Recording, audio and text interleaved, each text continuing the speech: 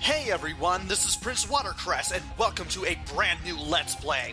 This time around it is X-Men Mutant Apocalypse for the Super Nintendo Entertainment System. Brought to you by Capcom. And this was back when they had the license to Marvel Comics games, and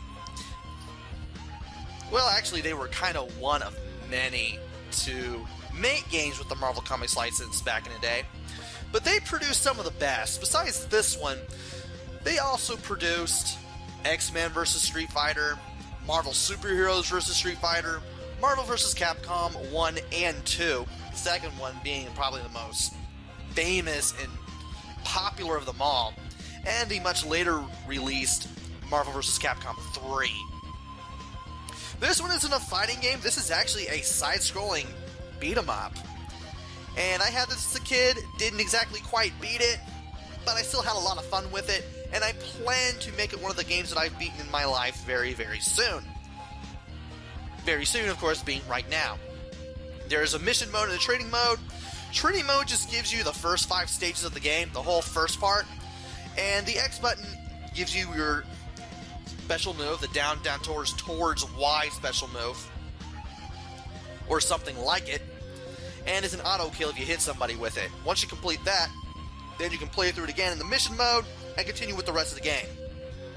I'm going to skip the training mode and go straight to the mission mode, so that way I don't keep you guys any more than I already have. Anyway, as soon as you start the game, your mission is to invade this fictional island of Genosha, which is supposedly off the coast of South Africa. I don't know too much about X-Men lore, I'm not really a big comics geek. But even if you're not, you're still going to enjoy this game. I did. Anyway, you're going to go to the island of Genosha and find out where some captured mutants are. We're going to free these mutants that were mentioned in the introduction to this game. We have to find a central computer somewhere in Genosha in order to find out not only where the mutants are, but also find out where the prison is, as well as some other stuff too. Of course, it's not going to be easy. We're going to be finding a lot of enemies on the way. A lot of Genoshan guards and even some robot sentinels. Yeah, those guys make an appearance in this game too.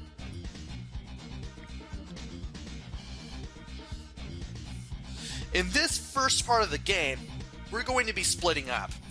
Each of the 5 playable characters, whom I will mention momentarily, all have their own separate stage within this first part of the game. And by dividing and conquering, we'll be able to get stuff done and make sure we can get to the central computer. Wolverine will gain access into the Sentinel factory while he will stop the manufacture of Sentinels. This is going to be a good thing because, well, the more Sentinels that we have running around, the more of a problem we're going to have. Cyclops is going to head to a train depot and stop a Genoshan army supply train. This level is going to be a lot of fun in my opinion. I certainly had a lot of fun with it as a kid. Psylocke is heading into the capital city and also into the main base. This will draw the army's attention away from everyone else. Meanwhile, Gambit will head to another base, this time at the harbor of Genosha. This is going to be another interesting moment in the game as well. And finally, Beast goes through the sewer system in order to find a shortcut to the central computer where we'll be able to access information. With that information, we should be able to find the prison, and release all the prisoned mutants there. And that is the explanation of the 5 missions. Thankfully, Professor X doesn't talk for much longer before we finally head to the character select screen. And we have 5 characters to choose from. We have Gambit, who can put power into cars and throw them at people. We have Psylocke, who has a lot of hand-to-hand martial arts combat going for her. We have Cyclops and his Octoblasts. We have Wolverine and his claws, and of course we have the Beast, who can pounce on people, has incredible strength, and was the only character out of these 5 who didn't appear in the fighting games for some strange reason. He would have been an okay fit, I think. I'm going to start with Cyclops, because this is one of the easier missions, I feel. And as soon as you start the stage, we blow these guys away and also destroy that column. We also have a few moves at our disposal. We have a standing combo that we can keep doing by pressing Y. As long as we keep hitting an enemy, we can do it. Up and Y always performs the last hit of the standing combo. In this case, it's Cyclops Crescent Kick. Down and Y also lets you attack as well. And then you have, of course, the exclusive special moves that are, of course, exclusive to every X-Men. For Cyclops, we automatically have the Optic Blast. Down towards Y lets you fire the Optic Blast, and you can also do the move in midair. And towards down Y lets you do the Crouching Blast, which is nice. Anyway, these guys aren't too hard. I would be very careful with the guys in the green because they take more than one standing combo to destroy. Brown shirts are pretty easy to take care of. And if I could actually do the Crashing Optic Blast, that'd be great. There we go. Also, that guy has a gun. Some go down in 1 hit, others don't. This bomb throwing will also go down in 1 hit. Also, we have these boulders that we can just take care of with the standing combo, as well as the special moves. And I'm going to leave that alone so I can explain it. That is an X-plate. There are at least 3 in each level, and if you pick one of them up, you'll get a little noise saying that you picked it up. Picking 3 up in 1 stage will give you an extra life, and you definitely want it. Anyway, we gotta destroy some bikes. You can use your standing combo against the 4 of these, but I recommend the Optic Blast because you can take care of them very, very quickly with it. And I thought I would not get that last one off. But we're making some pretty good progress so far. Also forgot to mention the little red drums with the X's on them. Those are health pickups. The small ones give you a little bit back. The large ones give you nearly half of a full bar back. Also, I hate these guys with these swords because they have some range. They also have a dashing attack as well. When you're on this bridge, you'll soon face a guy on a bike. Hit this guy, then move all the way to the left, and you'll get the second X-plate. When you're in here, you want to keep going to the right and keep hitting these guys with your standing combo. I can't believe that guy hit me, but he's getting the Optic Blast for his troubles. He does not deserve to live after stabbing me. Thankfully, there are only a few of these guys in here, and 1 standing combo is enough to do the trick. Now I got even more enemies. And it's pretty easy to cheese all of these guys with the Crouching Optic Blast. Just 1 is enough to destroy everybody. Also, we're nearing the end, and we still need a 3rd X-plate here. Not to worry, it is coming up real quickly. You want to get up here, all the way to the edge, there's the 3rd one. Again, really easy to get. Now we're going to fight the train boss, and this guy's really simple. You want to stand right next to this thing and perform the Crouching Optic Blast about 6 times.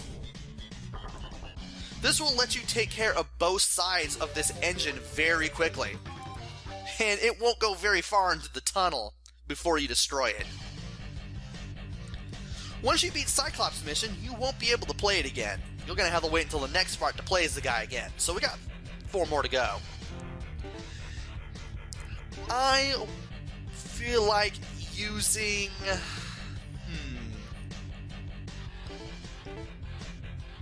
I'll go ahead and use Gambit. I was going to pick Wolverine, but then I realized, might as well make it tougher for the first video. And really nice way to sneak in there, Gambit. Really nice way to sneak in. Anyway, we still got a lot more Genoshan guards. And I really like his combos. Up while will let you, of course, do that little somersault kick. And you also have some card moves too. Forward Y lets you throw a card forward. Up Y lets you throw a card up. And down towards Y will let you throw 3 forwards.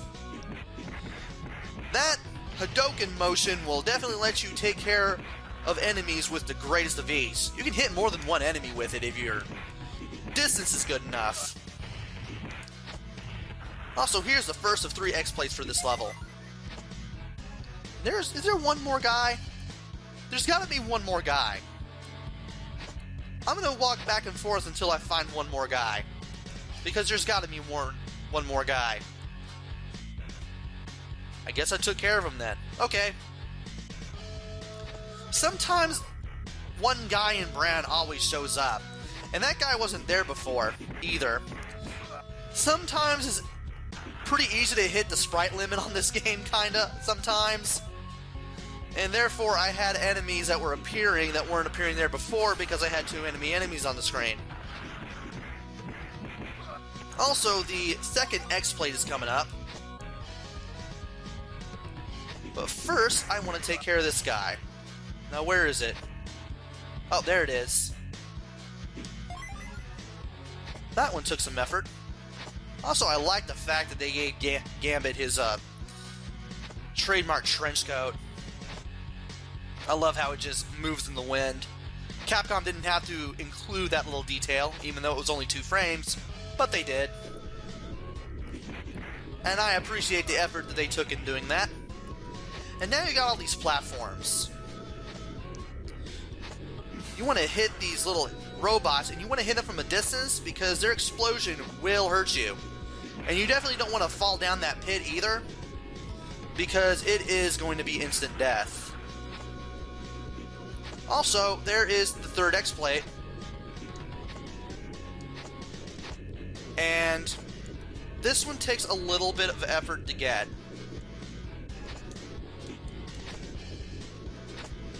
And I'm trying as hard as I can. And apparently I keep thinking I'm jumping when I hit the edge of the platform there, but I don't. This is doable. You can tell that it's doable.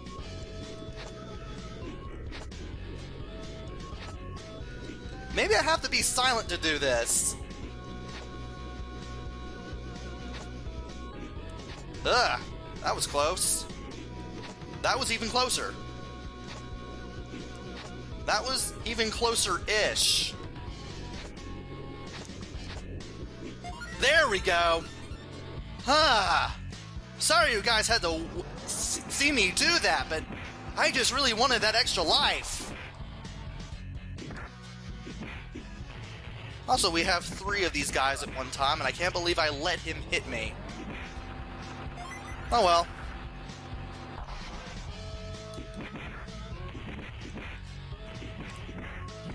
Anyway, when you're fighting these guys on the elevator, don't be afraid to use down Y, because you will instantly knock anyone down in case you do. That way you can concentrate on one side a little better. And that's a good thing, because there's about 4 floors of fighting that you're going to have to go through. And I thought I would not hit that guy without getting hit first. Alright, there we go. We still got 2 more enemies to take care of. We have the sword guy, but we also have the big muscle-bound guy. That big muscle-bound guy will definitely hit you out of the air. So we want to be very careful. Thankfully I managed to take down the sword guy, but that still took a lot of damage. And once you get on this little jet bike here, you're going to be taking on the boss battle. This one is a ton of fun. It was especially fun to do as a kid because, well, you're going to see. we got a few laser cannons up there. You want to keep pressing up, up, Y to do the card throw upwards in order to take care of all these things, because that's the only way you're going to attack these. And I can't believe I was under that when that happened. Now I wait for the last one to fire, and then I should be on my way. There we go. There we go. Now, once you're done there, just jump up into the plane and hit the guy in the pilot seat with 4 crouching attacks. That's all you need to do. The other guys in the plane will be too stupid to crouch down and kick you for some strange reason. And with that, we have 2 missions down, and I'm going to save the next 3 of these missions for the next video. So join me next time where I take on 2 more missions in the next area, or in the next video actually. So until then, this is Prince Watercress. Take care, stay safe, and thanks for watching!